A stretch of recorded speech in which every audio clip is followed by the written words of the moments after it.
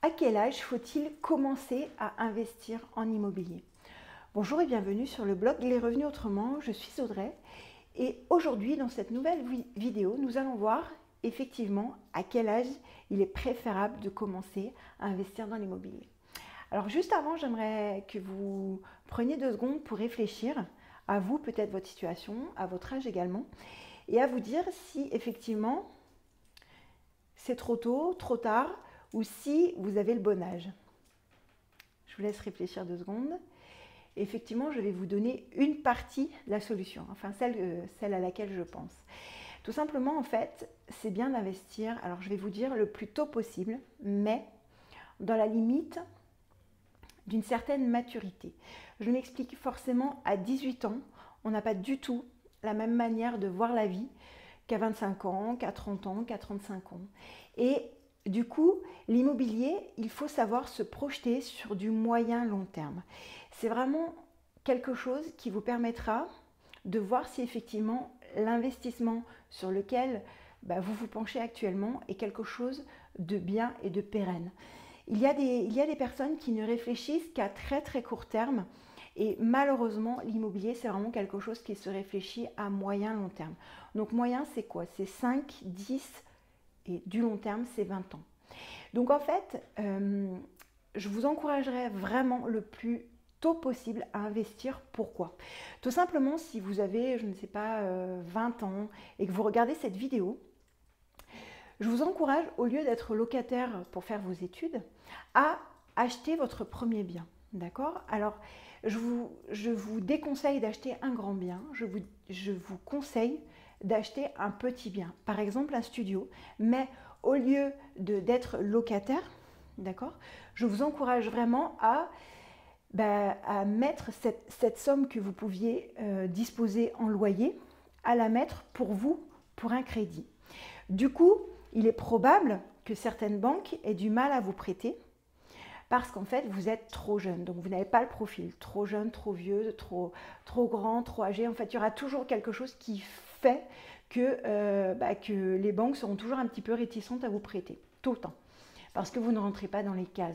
En fait, un banquier, c'est très simple. Il veut avoir un profil idéal. Voilà, donc il va cocher des petites cases et s'il en manque une, ça va lui poser problème parce qu'il ne sait pas comment on fait quand il y a une case qui n'est pas cochée.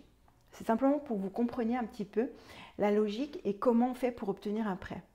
Du coup, ce que je vous recommande de faire, surtout si vous avez des parents qui potentiellement pourraient vous aider, alors je ne dis pas qu'ils vous payent votre crédit, d'accord?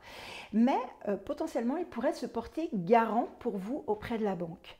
La banque, en fait, est un gestionnaire de risque et ce qu'elle veut, c'est justement, et son rôle, c'est de gérer les risques. Mais gérer les risques, pas forcément les vôtres, gérer surtout les siens, d'accord? Savoir à qui elle prête son argent et savoir si effectivement elle aura un bon retour sur investissement et s'il n'y aura pas d'encombre. Et du coup, si vous prouvez à la banque qu'il n'y aura pas de souci par rapport à votre mensualité de crédit, qu'elle est, je ne sais pas, par exemple de 300 €, et que potentiellement vos parents qui ont, admettons, 2 CDI, c'est un exemple, peuvent se porter garant, en plus par exemple de l'achat de leur résidence principale, là, déjà, vous allez minimiser leurs risques. Ce que veut la banque, c'est vraiment le fait de ne prendre aucun risque. C'est ça qu'elle veut pour pouvoir vous prêter. Donc effectivement, si vous avez une vingtaine d'années, si vous êtes en études, à l'université, tout ça, je vous encourage vraiment à acheter un petit studio et à rembourser vos propres mensualités. Même si vous y restez en études pendant 2 ans, c'est vraiment quelque chose que je vous encourage de faire. Pourquoi? Parce que, imaginons que vous ayez toujours pareil 20 ans, que vous restiez en études pendant 2 ans, donc vous avez remboursé votre crédit, après vous devrez revendre par exemple cet appartement-là, ou alors vous pourrez le mettre en location et le prix des locations pourra vous payer votre prochain appartement si vous continuez à poursuivre vos études par exemple. Et lorsque vos amis qui ont le même âge que vous, lorsque vous aurez 22 ans, du coup vont chercher leur prochain appartement, soit potentiellement vous pourrez leur proposer le vôtre, soit effectivement vous aurez déjà une longueur d'avance lorsque eux-mêmes vont penser à l'investissement locatif. Et en fait ça c'est vraiment une notion de base d'enrichissement. Voilà, donc j'espère comme toujours que cette vidéo vous a plu. Si c'est le cas, N'hésitez pas à mettre un pouce j'aime, n'hésitez pas non plus à la partager et n'hésitez pas surtout à vous abonner à la chaîne YouTube. On frôle les 1000 abonnés. Donc, je vous encourage vraiment à nous rejoindre parce qu'en fait, je vais vous réserver des vidéos exclusives qui ne seront que pour vous, mes fidèles abonnés. Et n'hésitez pas non plus à commenter cette vidéo. Et moi, je vous dis à très vite pour la prochaine. Bye!